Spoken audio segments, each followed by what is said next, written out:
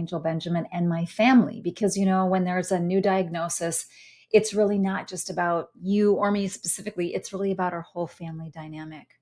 So, I have 4 kids, 3 of whom we would consider neurotypical, and 1 who has this diagnosis of autism. And here's kind of how the story went.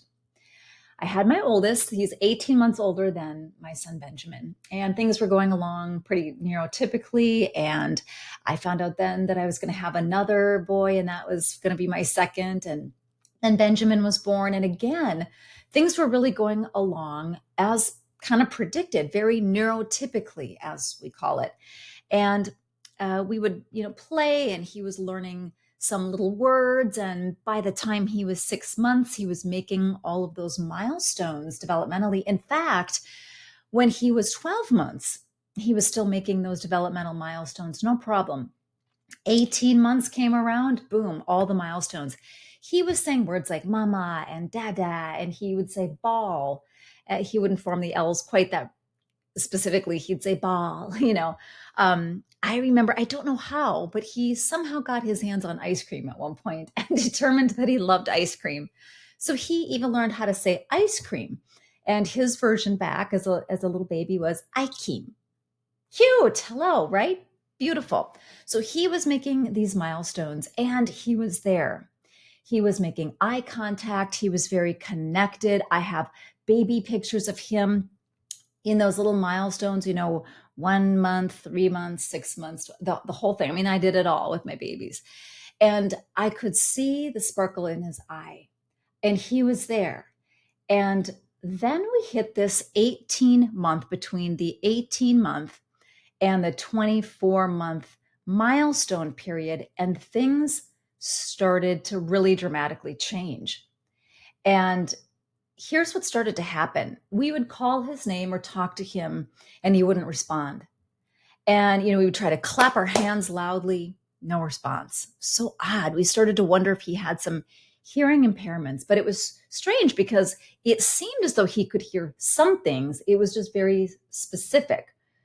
And we noticed that we would put a video on for him, for example, and he would not watch the video. He would be busy over in the corner doing something or rearranging blocks on the floor.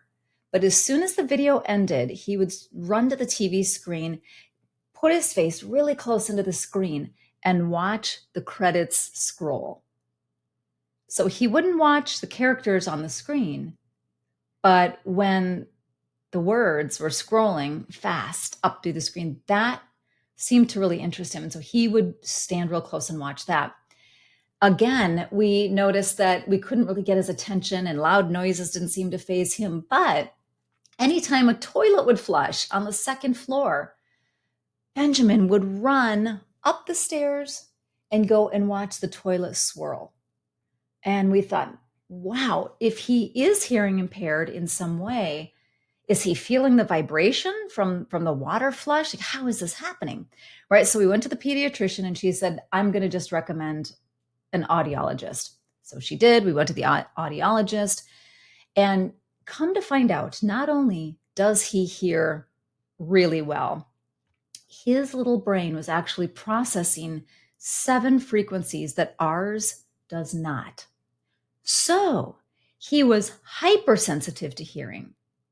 In fact, it explains why we started to see him kind of do this, and seem to move away from larger gatherings or family gatherings. He would find himself kind of isolated, almost as though he was in another world.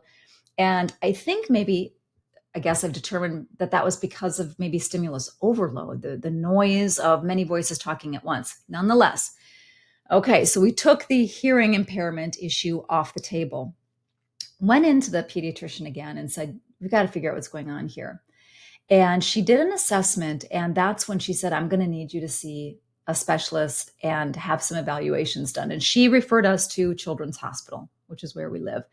And it was a 2 full day of panels and diagnostics. And so we went in with our baby boy, and he went through 2 days worth of batteries of tests of, speech therapy, diagnostics, and physical therapy diagnostics, and also problem solving and sort of